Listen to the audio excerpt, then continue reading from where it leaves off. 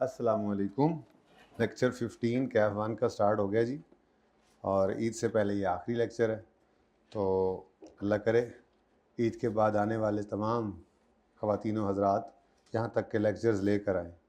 जैसा कि आपके इल्म में है कि हम कल रिवैल्यूएशन स्टार्ट, बल्कि हमने कल रिवैल्यूएशन भी स्टार्ट कर दिए। अब क्या करोगे आज? यश कोई मसला नहीं। मसला कहाँ है? मसला तो हमें है जो रोज़ आते हैं, ठीक है। तो हमने यहाँ से बात शुरू की थी। असल में तो हम सीखने निकले थे।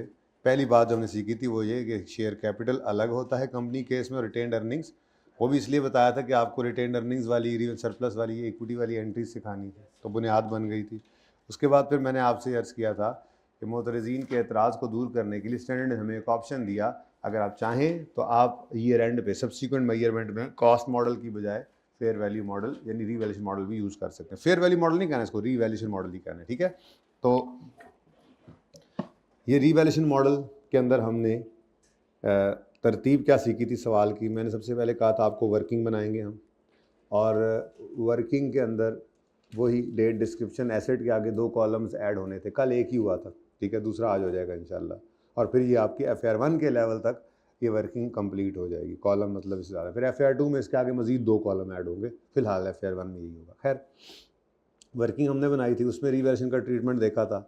जितना कल हुआ था आज दोबारा होगा, क्योंकि आज मैंने सवाल के अंदर, कल सवाल के अंदर एक रिवैल्यूएशन थी, आज 2 होनी है।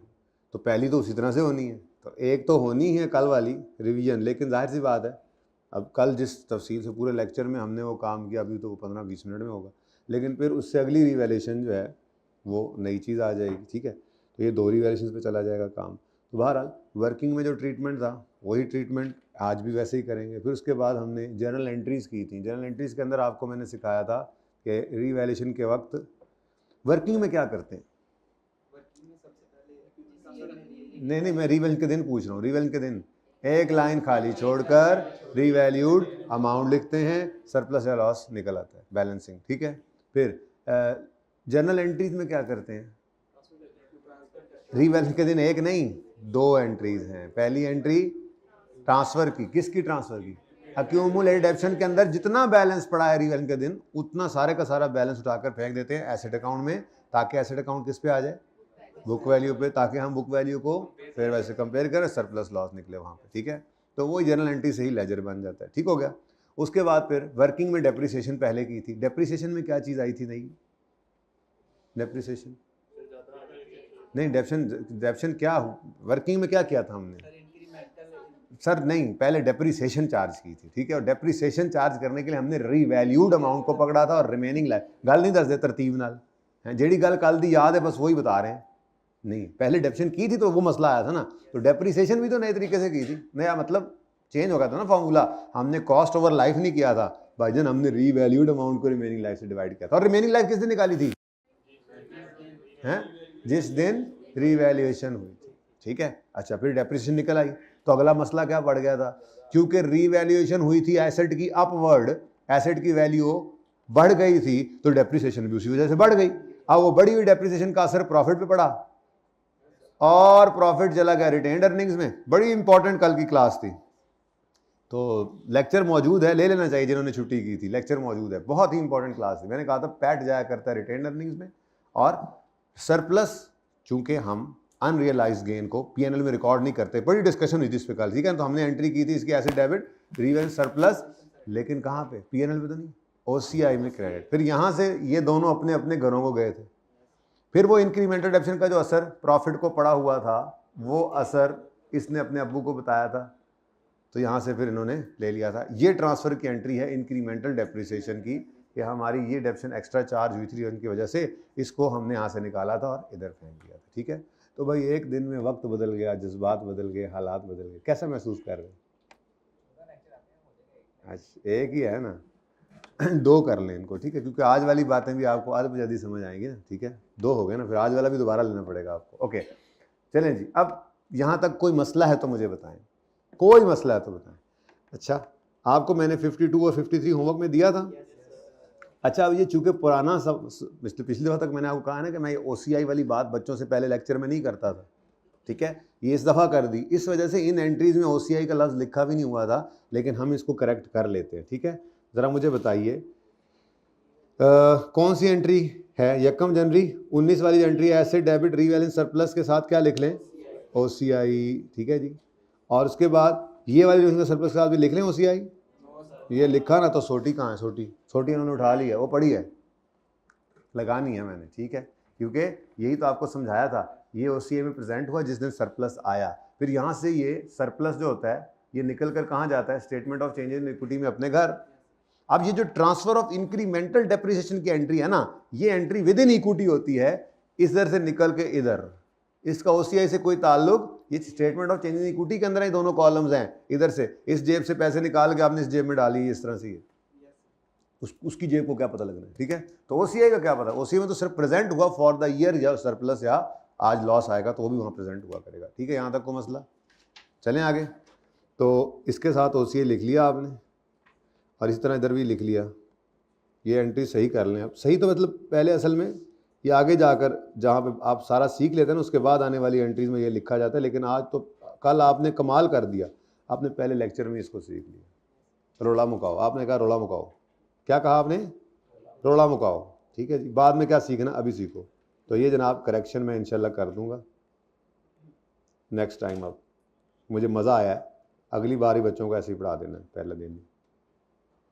अगली बारी फिर को नवा ड्रामा हो जाना है ना, ये तो हर दफ़ा ही होते रहते हैं ड्रामाज। चल अच्छा जी, कोई मसला है तो मुझे बताएं, वरना अब मैं अगला सवाल करूं जी।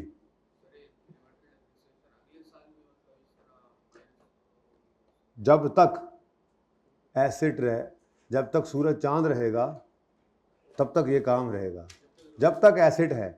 बेसिकली ना, बेसिकली डीप डाउन जाके सोचे ना तो हो क्या रहा है, हम कह रहे हैं जी 900 का एसिड जैसे जैसे जैसे जैसे ख़त्म होगा, इसका रिलेटेड सरप्लस भी वैसे वैसे वैसे वैसे ख़त्म होगा।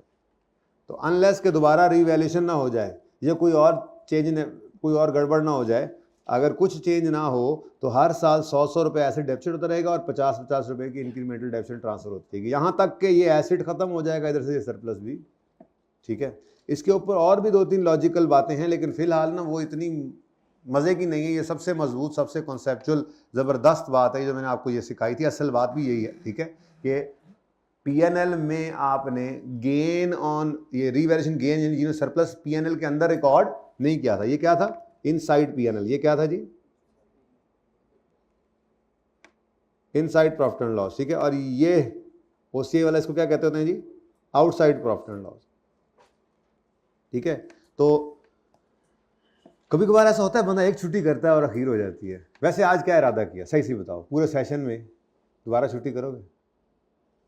बोलो। तुम्हें देख देख के मुझे दुख हो रहा है, दुख हो रहा है मुझे। क्यों? क्योंकि एक रेगुलर आने वाला बच्चा और उस दिन छुट्टी कर गया जिस दिन बिल्कुल नहीं करनी थी छुट्टी। लेकिन कोई बात नहीं, जो इसने इरादा कर लिया है ना, अब दुनिया इधर से उधर हो जाएगी, पूरे सेशन में छुट्टी नहीं करेगा इंशाल्लाह, देख लेना, मार्क माई वर्ड्स। हूँ इज्जत रख ली मुंडिया। अच्छा, शौकी में मार बैठा। अच्छा जी, तो मैंने क्या कहा था जी, आपने रीवैल्यूएशन सरप्लस को, क्योंकि ये अनरियलाइज्ड गेन था, आपने पीएनएल के अंदर रिकॉर्ड नहीं, आउटसाइड पीएनएल रिकॉर्ड किया था, तो इसकी वजह से ही तो डेप्रीसिएशन 1.3 से बढ़ गई।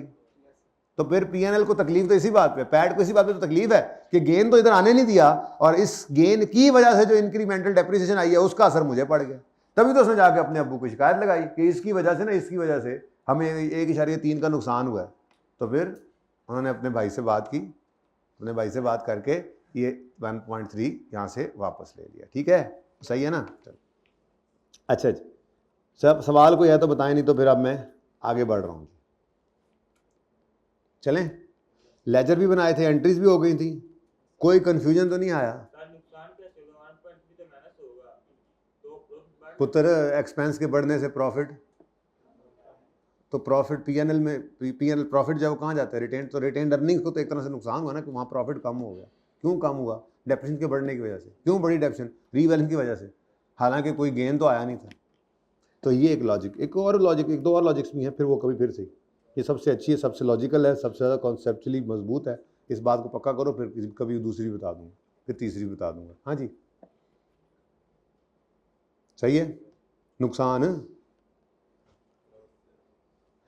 अगर ये नुकसान बात समझे तो ये बात याद रख लो कि अगर रीवैल्यूएशन सरप्लस आउटसाइड पीएनएल है, तो उसकी वजह से आने वाली इंक्रीमेंटल डेप्शन का असर क्यों पीएनएल के अंदर है, तो उसका असर निकाल रहे हैं। ये ठीक है। वैसे असल बात वही है नुकसान वाली, लेकिन चलो तुम ऐसा कर लो, तुम्हारे लिए पैकेज है। ओके, लो जी, सवाल नंबर आता है 54, और फिर आपको पता है 55, 56, 57, 58, पता नहीं कौन कौन से, ये कौन होमवर्क में देने पड़ेंगे आपको। चलो देखते हैं, फिलहाल तो 54 कर लेते हैं जी। 54, mister Umar purchase a building costing 500 million on यकम जनवरी 15 हैविंग लाइफ ऑफ 10 साल, और रीवैल्यूएशन हुई है यकम जनवरी 16 पे जाके पहली। अच्छा, अब ये भी नहीं है कि ऐसे ही होगा, यकम जनवरी 15 पे ऐसे खरीदा और 1 साल बाद रीवैल्यू हो रहा है। ये कभी 2 साल बाद भी हो सकता है, 3 साल बाद भी हो सकता है, कभी स्टार्ट में भी हो सकता है, मैंने कहा था एंड पे भी हो सकता है, मिड में भी हो सकता है, सब कुछ होगा, ये तो होगा। लेकिन फिलहाल सीखने का ज़माना है, ज़रा पहला दूसरा दिन है, ज़रा चलना तो सीख लें। एक बार ये रीवैल्यूएशन काबू में आ गई ना, रीवैल्यूएशन को हमने स्टार्ट होता ईयर ही करना है, 2 से 3 पे भी इसी पे ही जाना है। जब एक बार सीख लेंगे, रीवैल्यूएशन समझ में आ गई, अब रीवैल्यूएशन जिस दिन मर्जी होती रहे। आप गौर करेंगे कि असूल हमारा यही रहना है जो हमने 2 बातें की वर्किंग के लिए। वर्किंग में एक लाइन रीवैल्यूएशन के दिन, एक लाइन छोड़ के रीवैल्यूड अमाउंट लिख के सरप्लस लॉस रिकॉर्ड कर लेते हैं, लिख लेते हैं, ठीक है। जर्नल एंट्रीज के लिए रीवैल्यूएशन के दिन खड़े होकर 2 जर्नल एंट्रीज करते हैं। अब ये रीवैल्यूएशन का दिन जिधर मर्जी जाएगा, हम हमारे असूल यही रहेंगे, इसलिए रिलैक्स होकर इसको सीखें। रीवैल्यूएशन यही है जो आज 2, और माजरत के साथ ईद की छुट्टियां आ गई हैं, तो ईद से वापस आकर जो जुमा होगा पहले ही दिन मैं 3 रीवैल्यूएशन वाला सवाल करवाऊंगा आगे, जिसके अंदर फिर ये सारी कहानी खत्म हो जाएगी। फिर ये कॉन्सेप्चुअली ये ओवर, फिर उसके बाद प्रैक्टिस है, फिर यही ईयर एंड पे जाएगा सवाल, फिर यही मिड में भी आएगा, फिर रीवैल्यूड एसेट को बेचा जाएगा, डिस्पोजल आएगा इसका, फिर हम नोट की तरफ चले जाएंगे और यही वाला काम नोट के अंदर आ रहा होगा, और नोट में बाकी सब कुछ भी आ रहा होगा, addition, disposal, exchange, change in estimate, revaluation, proper सवाल बन जाएगा फिर, ठीक है ना। तो अब जुम्मे वाले दिन ना छुट्टी कर लेना, आज तो करके बैठ गए आप लोग, जो घरों में बैठे उनकी बात कर रहा हूँ। तो सवाल शुरू करते हैं जी। तरतीब हमारी जो होगी आज, ज़रा वर्किंग मुझे उधर से शुरू करनी पड़ेगी, क्योंकि एंट्रीज जो हैं वो 16 की, वैसे एक काम हो सकता है उस्ताद जी, लेकिन चलो कोई नहीं, खैर वहीं से कर लेते हैं, ठीक है। अच्छा लें जी, क्वेश्चन नंबर क्या है, क्वेश्चन नंबर 54, पेज नंबर 1 जी। डेट और डिस्क्रिप्शन यहाँ लिख लेता हूँ, बस इतनी की गुंजाइश मुझे मिल गई ना, बाकी फिर मेरी वर्किंग मैनेज हो जाएगी। बिल्कुल कोना फिर भी मैंने, वैसे तो बच्चे इतने नहीं है, लेकिन फिर भी कंफर्टेबल नहीं होते, ये वाले भी नहीं कंफर्टेबल होते, ज़रा कोना इसलिए मैंने छोड़ दिया, ठीक है। डेस्क्रिप्टियन के बाद एसिड, उसके बाद रीवैल्यूएशन सरप्लस, ये कॉलम तो आप देख चुके हैं ना। उसके बाद आज एक और नया कॉलम आएगा जल्द आपके शहर में, ठीक है जी। ये हमारी क्या होगी जी, क्योंकि उसने हमसे जर्नल एंट्रीज मांगी है, तो ये हमारी क्या है जी, वर्किंग नंबर 1, ठीक है जी। ये पहली वर्किंग है मेरे जी, सही है। शुरू करें तो कल वाला काम तो फटाफट करें ना, बल्कि कल वाला काम तो वर्किंग में पहले आप करें, पहले आप नवाब साहब, पहले आप नवाब साहब, पहले आप सारे नवाब, पहले आप जल्दी करें, हरी आप।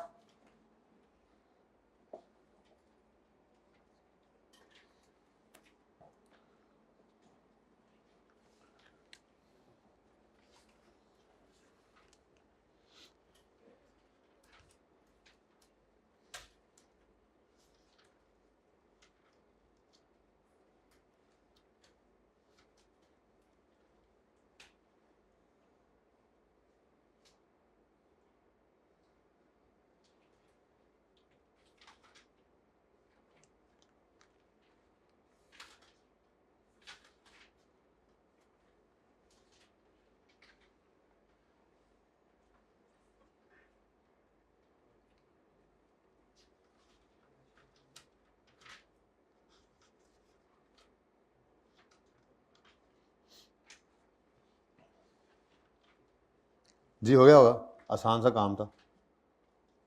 यकम जनवरी 2015 कॉस्ट क्या है जी? कॉस्ट एसिड की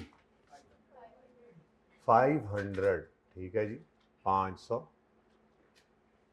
फिर डेप्रीसिएशन निकालनी है तो 500 को डिवाइड करेंगे, 10 साल है लाइफ, 10 से आंसर आ जाएगा 50, और बुक वैल्यू 450 नज़र आने लग जाएगी। बुक वैल्यू या कैरिंग अमाउंट जो भी कह लें, 31 दिसंबर 2015।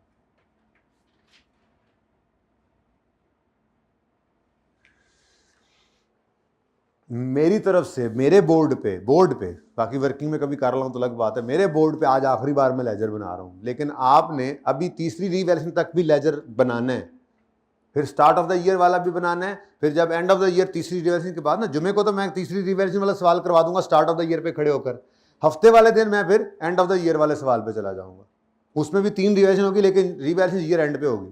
तो फिर ये दोनों सवालों के संडे को आपके पास टाइम होगा, दोनों सवालों के आपने लेजर बनाने होंगे। जब तक मैंने मना नहीं करना, आपने लेजर से नहीं रुकना, क्योंकि इन्हीं लेजर्स को स्टेटमेंट फॉर्म में कन्वर्ट करना है नोट। तो जितना ये लेजर मजबूत है दिमाग के अंदर आपके, नोट उतना ही आपके लिए हलवा है, हलवा। गॉट इट कि नॉट इट? Got it. चलें जी, तो फिर अगला काम क्या करेंगे जी? फॉर द ईयर एंडेड 31 दिसंबर 2015 जर्नल एंट्रीज करेंगे। तो 1 जनवरी 15 पर एसेट डेबिट कैश क्रेडिट कितने से जी? 500 से, ओके। और उसके बाद डेप्रीसिएशन एक्सपेंस डेबिट और अक्यूमुलेटेड डेप्रीसिएशन क्रेडिट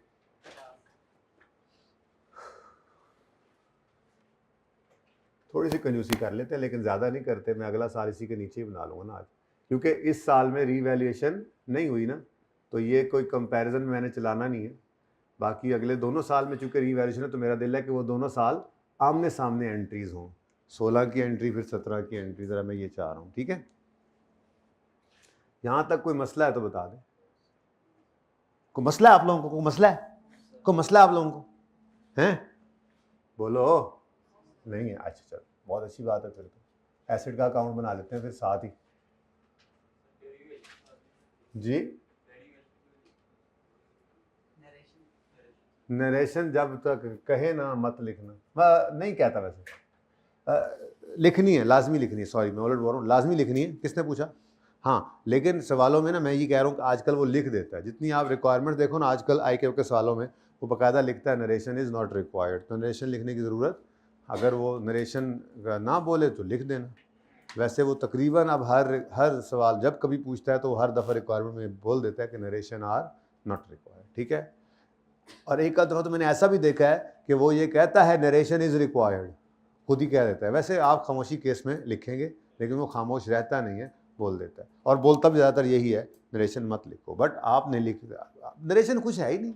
अगर आपको जर्नल एंट्री आती है तो उसका नरेशन जो आपने किया वो उसको सादा अल्फाज में बताना कौन सा मुश्किल काम है, ठीक है। तो बहरहाल एसेट परचेज डेप्रीसिएशन रिकॉर्डेड, को मसला? ओके, नेक्स्ट है जी, फॉर द ईयर एंडेड 31 दिसंबर 16 हम यहाँ पे करेंगे इंशाल्लाह, ठीक है ना जी।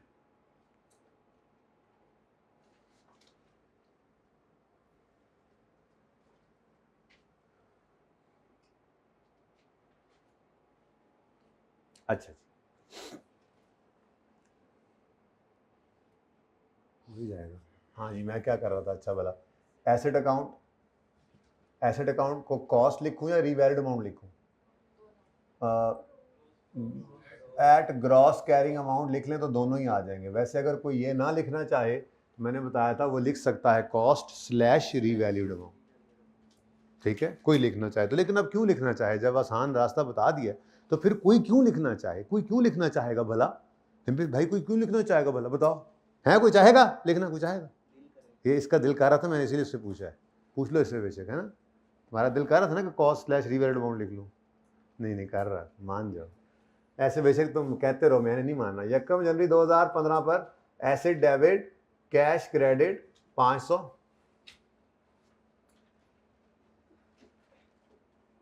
उसके बाद डेप्रीसिएशन की एंट्री कर लेते हैं जी। Depreciation expense debit accumulated depreciation credit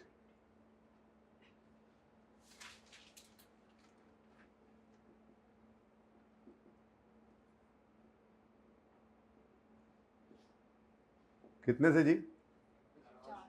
50। साल तो खत्म हो गया। तो 31 दिसंबर 2015 पर मेरी तरफ से ये आखिरी बार लेजर्स हैं बस, क्लास के अंदर बोर्ड पे बस। बाकी फिर इंशाल्लाह आपको होमवर्क दूंगा तो सोल्यूशन भी दे सकता हूँ, मैं वन नोट पे बना के भी ला सकता हूँ आपके लिए, ठीक है। इंपॉर्टेंट बहुत है, कुछ चीज़ें सीखनी है, समझनी है, पक्की करनी है। लेजर सब मांगता नहीं है, लेकिन बेटा लेजर ये नोट है ही लेजर, तो इसलिए अगर लेजर आपका पक्का नहीं है तो मतलब फिर आपने वहाँ जाके परेशान होना है और सेशन के एंड तक परेशान रहना है, फिर कहीं जाके गुजारा होना है। तो आप डे 1 से ही पक्के हो जाएं, गुजारे पे चलने वाले थोड़े ही हैं आप लोग। हाँ जी, ओके। अब अभी भी कल वाला काम ही चल रहा है, ठीक है। तो अगला साल भी आपने वर्किंग में कर लिया होगा, क्या ख्याल है? कर लिया है? देखो भाई 1 जनवरी 16 पर एसेट रीवैल्यू हो रहा है। अब ये ऐसे थोड़े ही होते हैं सवाल, ये तो मैंने हाथ से लिखा है सवाल, मतलब ऐसे बच्चों को लिखवाए और फिर अगली बार वो डाल गए, फिर उसके बाद क्लास के अंदर बेटा ज़रा लिखो सवाल, ये वो सवाल होते हैं।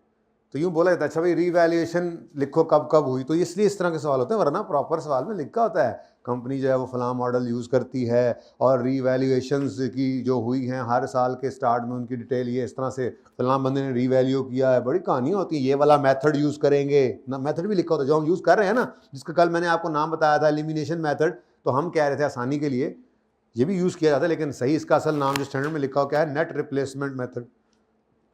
ऐसे वो लिखा होता है कि ये मेथड भी यूज होता है, ऐसे थोड़े सवाल होते हैं, लेकिन सवाल यही होते हैं। तो इसलिए सीखने के लिए छोटे छोटे सवाल हैं, इसमें ज़्यादा डिटेल में नहीं जाना। सर रीवैल्यूएशन लिखा हो, ये कहाँ लिखा हो रीवैल्यूएशन हो रही है? वो हो रही है ना, रीवैल्यूएशन डिटेल्स, ठीक है।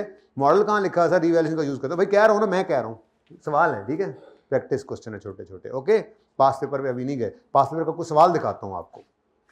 ये भी एक क्वेश्चन बैंक का सवाल है, जैसे ये भी आई कैप के सवालों में से सवाल है। ये देखो, ये वो आपने जो क्वेश्चन नंबर 8 किया था ना गालिबन, हाँ, जो क्वेश्चन 8 का पार्ट बी किया था, एक्सचेंज की 3 ट्रांजैक्शंस, उनमें जो पार्ट ए था ना वो असल में ये था। तो ये अब यहाँ पे पड़ा रह गया, तो ये यहाँ वो वहाँ पे भी है, मतलब मिलता जुलता है। अब ये देखो, following from pertains to building acquired by SKL on 1 July for 360 building being deficient on straight line over 10 years. SQL uses revaluation model for building. It accounts for revaluation and net replacement. The detail of revaluation are carried by there is no change. The maximum possible amount from surplus to retained earnings. ये होता है सवाल, तो ऐसे ही होता है सवाल। Okay, हाँ, ऐसे नहीं होता है, ये तो सिर्फ आपको सिखाया जा रहा है। तो इसलिए जो बातें आपको जरूरत है मैं खुद जुबानी बता देता हूँ, मैं मुंह से नया दे देना, ठीक है ना जी। मैंने कहा ये ना पकड़ लें, ये कैसा सवाल है, यही तो असल सवाल है, यही तो आपको काबिल करेंगे इसके कि आप बड़े बड़े सवाल करें। तो इसलिए पैटी चीज़ों में ना जाओ, फिलहाल कैलकुलेशन सीख लो। ओके, आर्ट सीख लो, साइंस भी बता दूंगा जी। तो 1 जनवरी 16 पर क्या हो रहा है? एसिड रीवैल्यू हो रहा है। तो भाई रीवैल्यूएशन के दिन वर्किंग में क्या करेंगे? एक लाइन खाली छोड़ देंगे। 1 जनवरी 16 पे एक लाइन खाली छोड़कर क्या लिखेंगे? Revalued amount. तंग तंग ना ही करें। 1 जनवरी 16 पर एक लाइन खाली छोड़कर रीवैल्यूड अमाउंट लिख दी हमने जी। कितनी है जी रीवैल्यूड अमाउंट? सवाल बताएगा, हम थोड़ा पर्चे में से उठ के चले जाएंगे बाजार। तो 900 मिलियन, ठीक है। तो 900 मिलियन 900 मिलियन सिलियन छोड़ो 900। अब बताओ जी, 450 से एसेट बढ़कर 900 पे चला गया, तो ये क्या आ गया हमें? Revaluation surplus. अब भाई ये मेरी वर्किंग है, अभी कल को मैं आरएस लिखना शुरू कर दूंगा, ठीक है। अच्छा, अब ये जो सरप्लस आया है, इस सरप्लस ने आगे भी शो होना है ना अपने कॉलम में, तो ये सरप्लस के कॉलम में नजर आएगा और ये ही 450, ठीक है। अब पूरा साल कर लेंगे, ये एंट्री करके आगे चले, ये एंट्री करके ही आगे चलते हैं, ठीक है। ज़रा पक्का हो ले, फिर आइंदा ये क्या करेंगे, एक साल पूरा करके एंट्रीज करेंगे। फिर उसके बाद जब और बड़े हो जाएंगे आप, सारी वर्किंग पहले करके इकट्ठी एंट्रीज कर लेंगे। फिर तो आप जब मैंने आपसे ना एक सांस निकाले बगैर 3 रीवैल्यूएशन वाले सवाल की एंट्रियाँ सुननी है, याद रखना। तो आप खुद बताओगे इंशाल्लाह, याद करने की जरूरत नहीं है, आप याद होती जा रही है। अभी पहले से एक रीवैल्यूएशन वाली एंट्री याद हो गई ना, आप इंशाल्लाह एक सांस में सुनाओगे सारी एंट्रीज। ओके, सही है ना। चलो, तो फिलहाल स्टेप बाय स्टेप ही चलते हैं। अब क्या हुआ है जी? रीवैल्यूएशन क्या हुआ है? तो रीवैल्यूएशन में वर्किंग में क्या किया, एक लाइन खाली छोड़कर रीवैल्यूड अमाउंट लिखी।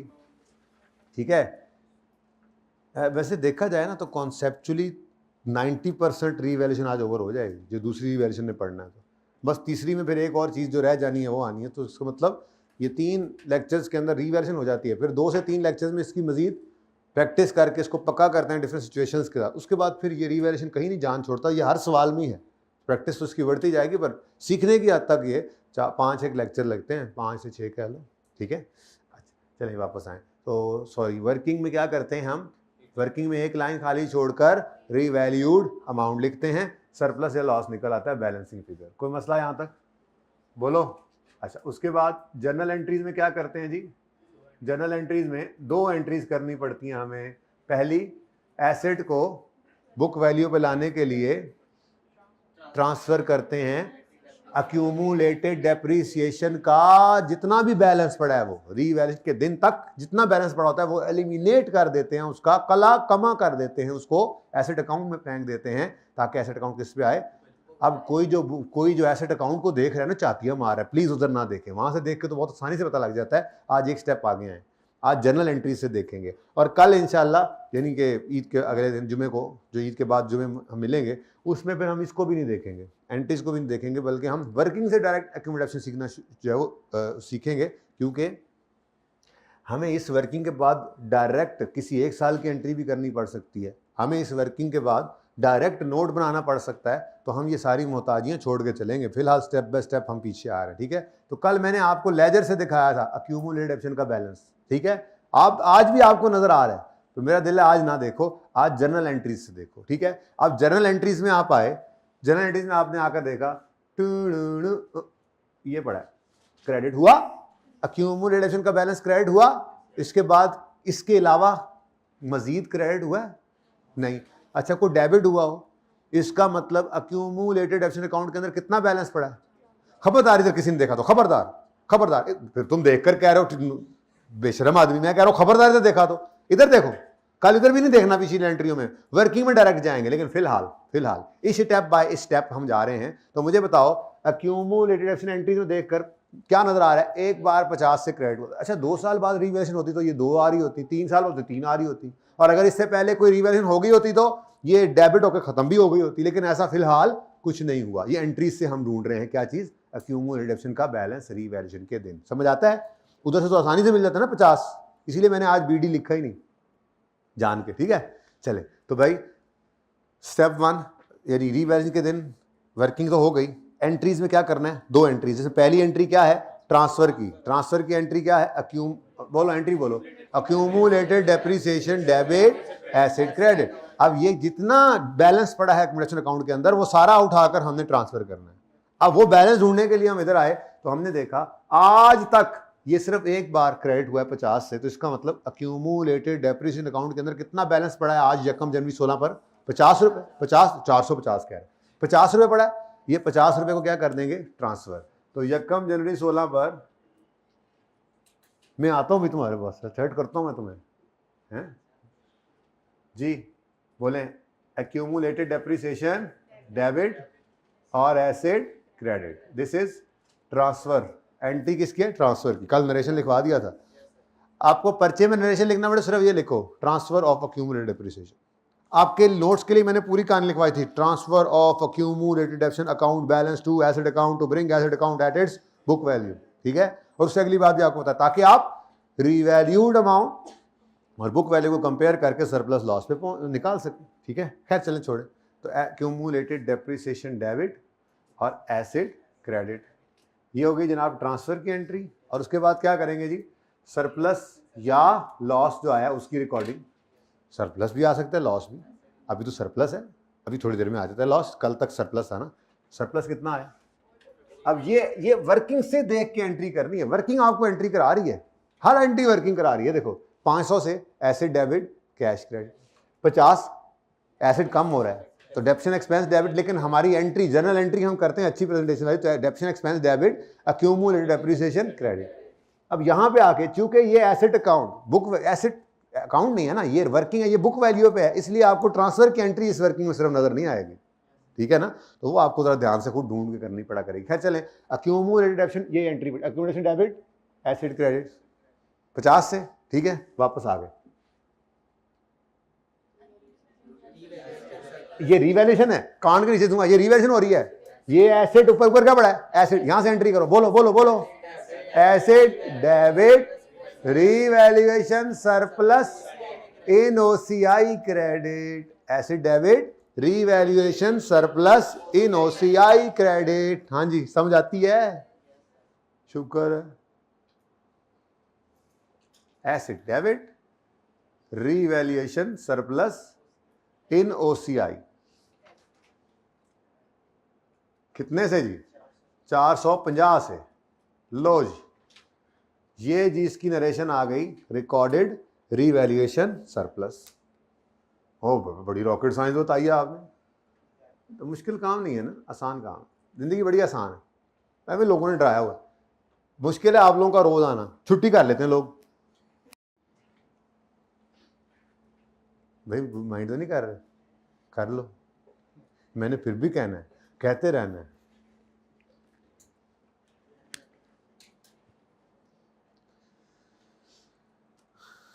असल में तो कहना तीनों सुनाना नौ नू है। वो जो घर बैठे हैं ना, मैं उनको सुना रहा हूँ कि तुम लोगों ने क्या कर दिया। एक वाले का इतना नुकसान हो गया है तो 15 वाले का, जिन्होंने पढ़ लिया चलो उन्होंने तो पढ़ लिया, और जिन्होंने पढ़ा नहीं होगा तबाह दे। पठान अगर पढ़ के नहीं आएंगे तो पठान तबाह दे। क्या समझ आनी है आगे, कुछ समझ नहीं आनी, ठीक है।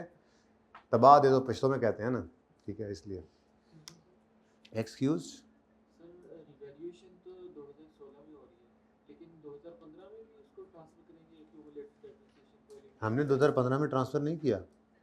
लेट्स कम एंड सी। सबसे पहले हम 1 जनवरी 16 पर ओपनिंग निकालेंगे। ये कल किया था मैंने, तो मैंने एंट्री डायरेक्ट कराई है, डायरेक्ट 500 1 जनवरी 16 50। और बाय द वे 15 तो एंड हो गई, तो फॉर द ईयर 16 में एंट्री शुरू हो गई। अब यहाँ पे आके आप पहले दिन खड़े होकर, ये 16 के साल में पहले दिन खड़े होकर ये एंट्री पास करते हैं, accumulated depreciation debit asset credit. ये मैंने कल कर के दिखाया था, कर के, ओके। अक्यूमुलेटेड डेप्रिसिएशन और यहाँ पर एसिड, तो ये ट्रांसफर की एंट्री आपको कल सिखाई थी मैंने। तो घर पे लेजर बनाने थे ना, घर पे लेजर बनाने थे, सिर्फ एंट्रीज करके आ गए ना। कहा था कि लेजर बनाओ, बल्कि मैंने तो ये कहा हुआ है, जब तक उस्ताद को पता है ना कि कब कोई चीज़ रुकवानी है, मैंने नहीं बनवाने लेजर। मुझे को शौक है, मुझे आप लोगों को मैंने को मतलब मजदूर बनाना है यहाँ पे, लेकिन सीखने के लिए कुछ काम करने पड़ते हैं। तो उस्ताद को पता होता है कि कब कोई चीज़ रोकनी है, कब कोई चीज़ जारी रखनी है, ठीक है। खुद से नहीं टार्जन बनना, आइंदा के लिए सबक है, ओके, ठीक है। लेजर बनाओ, जब तक मैं मना नहीं करूँगा आपने लेजर बनाने हैं, ओके।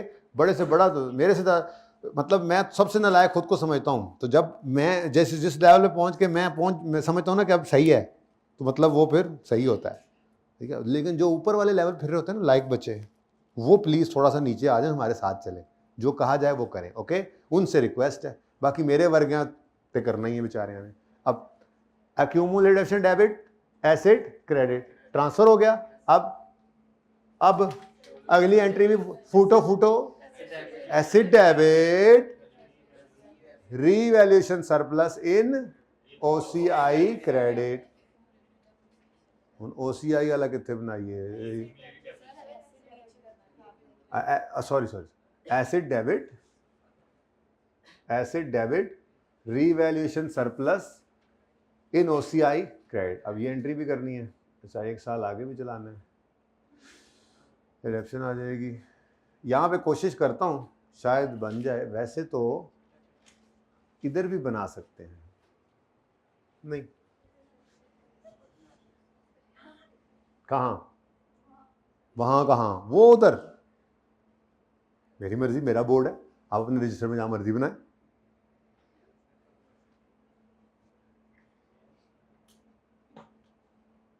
लो जी, asset debit revaluation surplus in OCI credit. अच्छा, वहां पे क्रेडिट होकर फिर वहां से इधर प्रेजेंट होता है, वहां मतलब वहां प्रेजेंट होकर यहाँ पे आ जाता है, ठीक है। ये असल में हो, लेकिन बोल दिया करो डायरेक्ट एंट्री बेशक, ठीक है। Acid debit revaluation surplus, OCI से होता हुआ इधर क्रेडिट। ठीक है, तो ये यकम जनवरी 2016 ये जनाब ऐसे। हाँ जी सही है। नेक्स्ट अब क्या करें, अब क्या करेंगे, डेप्रिसिएशन। तो पहले मैं लिखूंगा डेट। मना क्यों नहीं करते हो, मना क्यों नहीं करते हो, क्या कर रहे हो तुम लोग आज, फिर सोए हुए हो। मैंने बोला हुआ है डेट पहले नहीं लिखनी वरना गलती कर जाओगे। अच्छा गलती यकीन है नहीं करोगे फिर भी डेट पहले नहीं लिखनी, ठीक है ना। ओके, तो डेप्रिसिएशन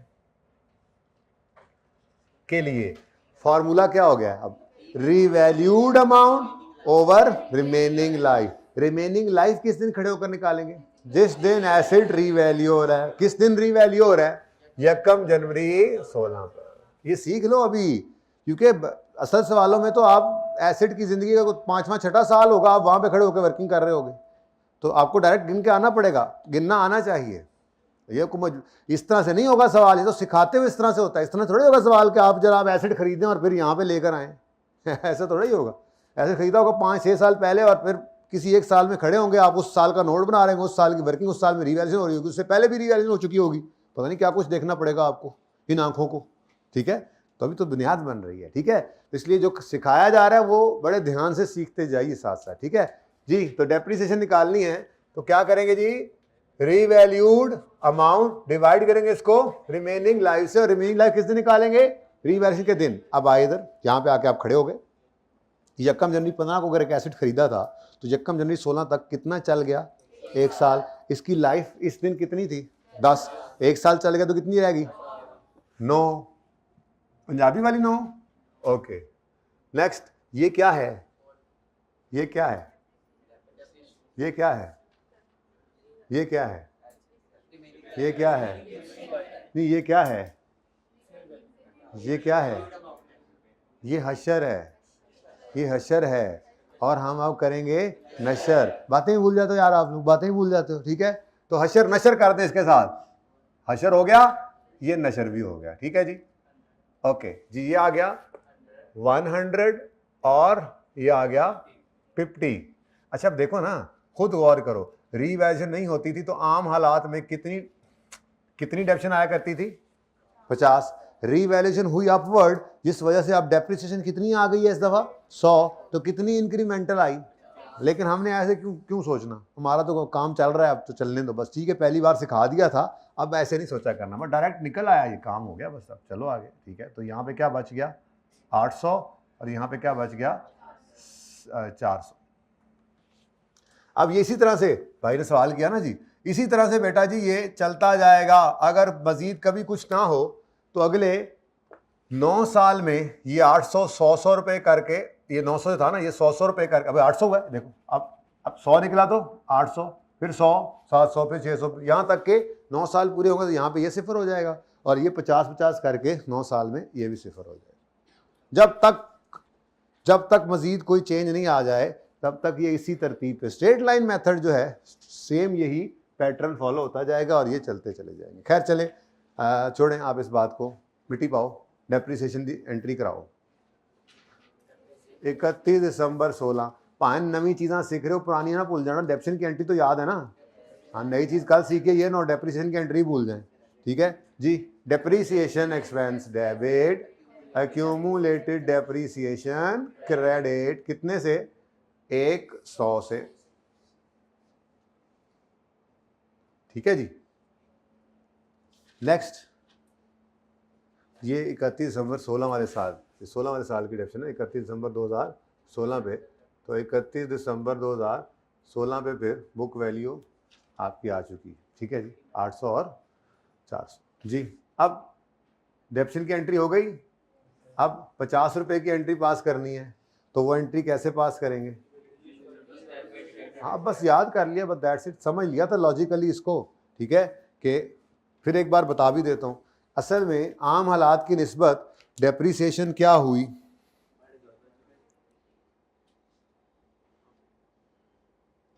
अच्छा पता नहीं प्रॉफिट कितना होगा, अभी मैं तो एग्जांपल यही बना लेते हैं ना, बार बार यही बनाते रहते हैं। चलो जी, 3 रिवैल्यूएशन आएंगे ना, तो 3 रिवैल्यूएशन पे भी मैं इसी को ही लेके आऊँगा, ठीक है। आगे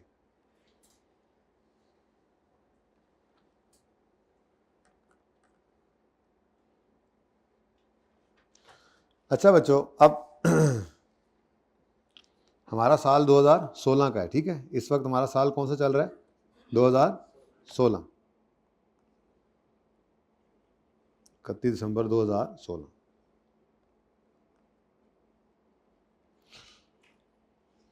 बाकी चीज़ें तो बदल जानी है ना।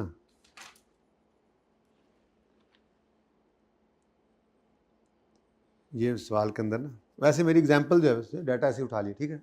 ओके, हमारे साथ पता नहीं कितना प्रॉफिट होगा, पता नहीं है कितना ले लिया मैंने, 500 ले लो, यहाँ पे चेंज कर लो, कुछ भी कर लो, ठीक है। अच्छा, अब 1 जनवरी 16 पे हमने क्या किया, एसिड पहले ट्रांसफर किया, एक्यूमुलेशन डेबिट एसिड क्रेडिट, और फिर acid debit revaluation surplus in OCI credit. कितने से जी? 450 से 400। यहाँ पे ऐसे कुछ कर लो, ऐसे डिफरेंट कर लो, तुझको गए हैं ना, वैसे फर्क कोई नहीं पड़ता, लेकिन चलो ऐसे वैसे 1200 साल के तौर पे था, ठीक है।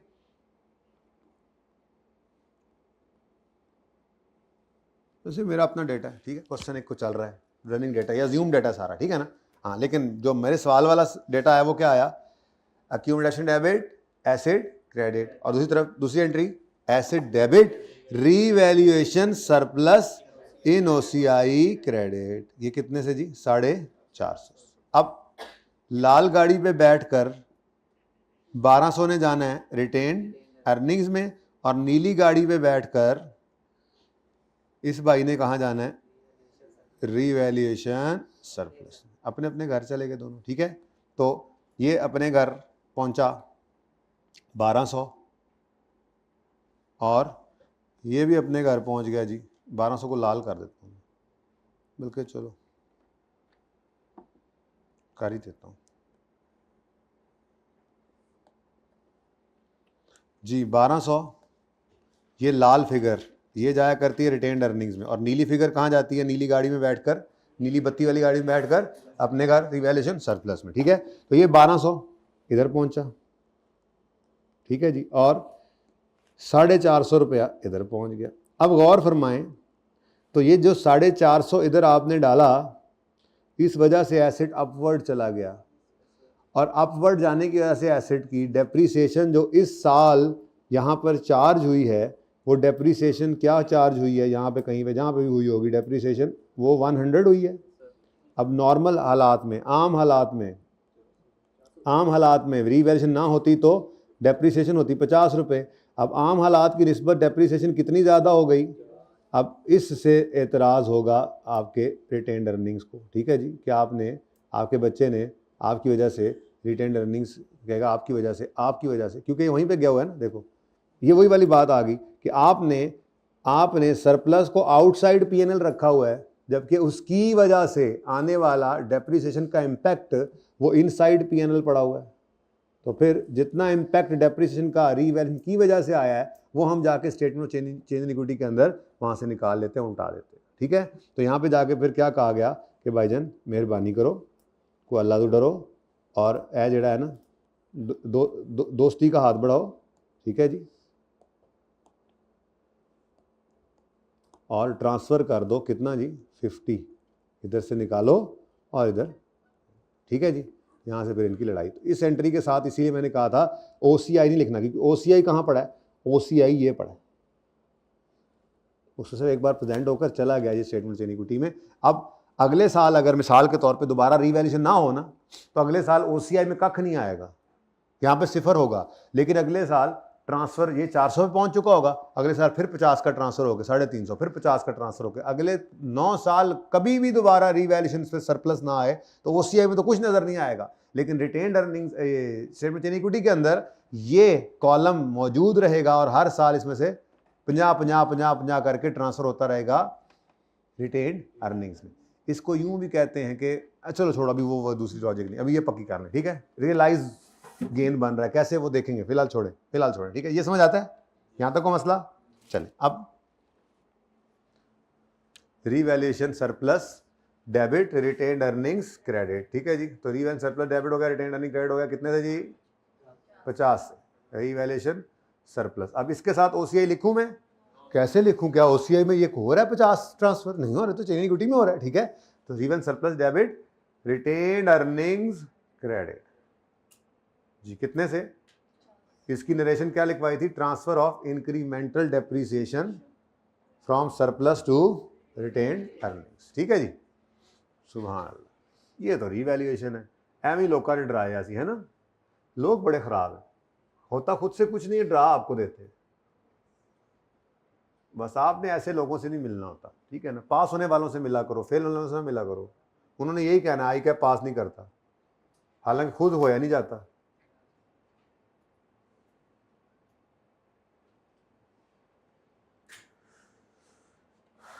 ओके, नाउ यहां तक कोई मसला नहीं है, तो आगे मैं बढ़ रहा हूं, बल्कि पहले लेजर भी पूरे कर ही लेते हैं। Depreciation expense debit accumulated डेप्शन credit कितने से? 100 से।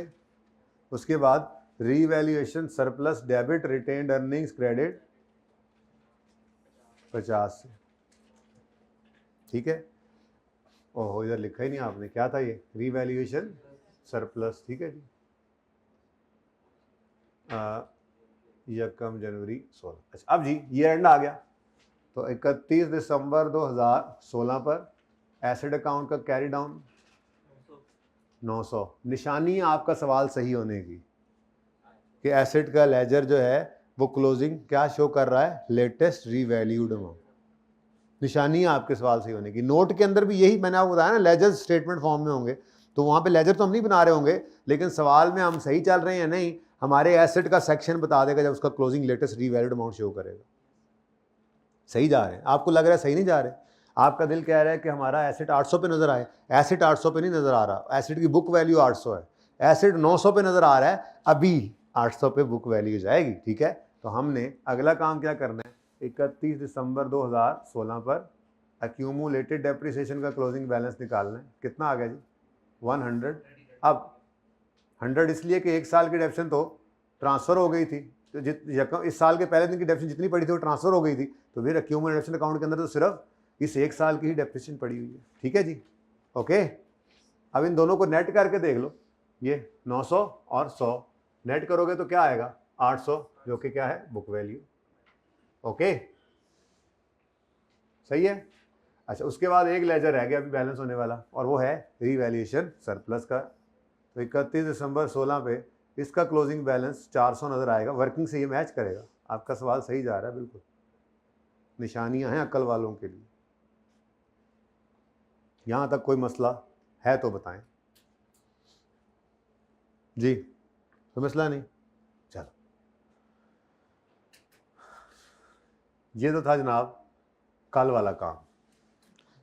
अब आज वाला काम शुरू करते हैं, ठीक है। अब आज नया काम होगा। अब जुमे को जब आएंगे तो ये दोनों काम फिर रिवाइज होंगे, और फिर तीसरी रिवैल्यूएशन आएगी, ठीक है। फिर कॉन्सेप्चुअली ओवर हो जाएगा। उसके बाद फिर हफ्ते वाले दिन ईयर एंड करके तो हम किसी हद तक तैयार होंगे, नोट को सीखेंगे और फिर उस तरफ चल पड़ेंगे, ठीक है। ओके, तो भाई अब कह रहे हैं पार्ट 2 शुरू करना है, क्या करें? करवा लें? कर लें।